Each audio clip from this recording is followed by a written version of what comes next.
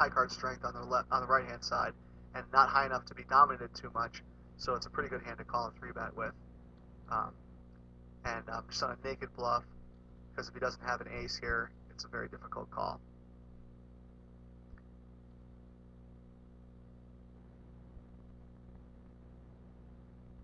When they turn the diamonds, it's a very clear check, obviously, since having an ace is a likely hand for him. And sadly, I can't really bet. I can't really call a bet on this river from this player.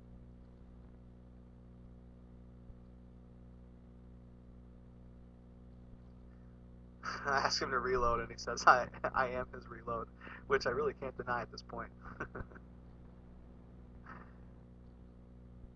I guess I'm up about 400 on the left-hand table, and down 900 or 1,000 on the right-hand side, which is, yeah,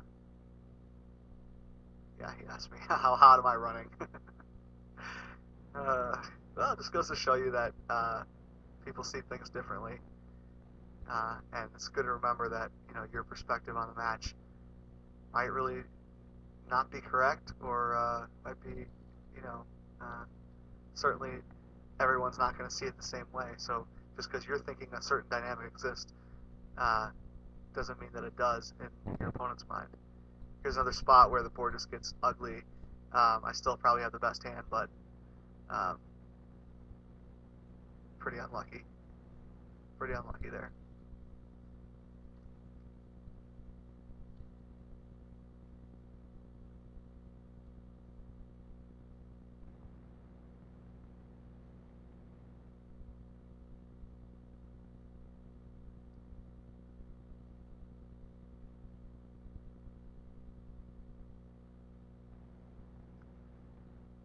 Here, I begin to set up the next match. It's getting close to the point where I had to quit, and so I offered to play him some more, and at higher stakes. He doesn't exactly jump at it, which surprised me, since if I was crushing somebody and had as much contempt for them as he appears to have for me, I would jump at it. But I suggest we double the stakes. He kind of hems and haws. We go around and around. Here I make a bluff with a made hand on the right hand side.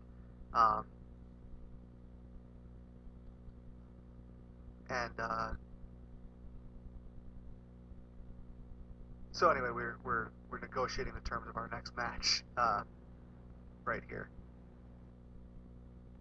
I think that playing a player like this at higher stakes is a good idea if you can afford it. He's already a little gun shy in against big bets, so doubling the stakes should take him out of his comfort zone even more.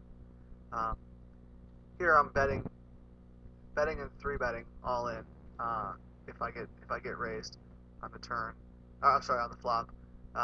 It's just an absolute monster for a re-raised pot, and you do have a significant amount of fold equity against various bluffs that he might make, or medium hands. I decided to go ahead and fire a second barrel, and I'm going to be committed to calling if he raises me all in there.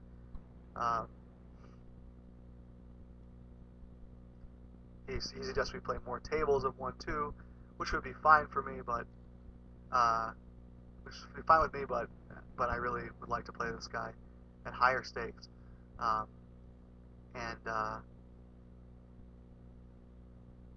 I'll also give him a chance to not necessarily feel like whatever he does, he's going to end up still ahead of me. That can make someone play a little more.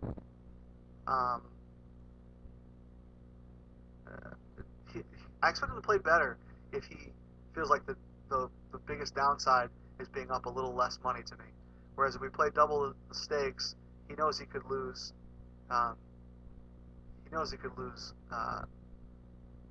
Enough to get him actually down to me. and I expect him to be a little more tentative in that situation. Just plowing away, 3-bet and fire, 3-bet and fire um, on the left-hand side, and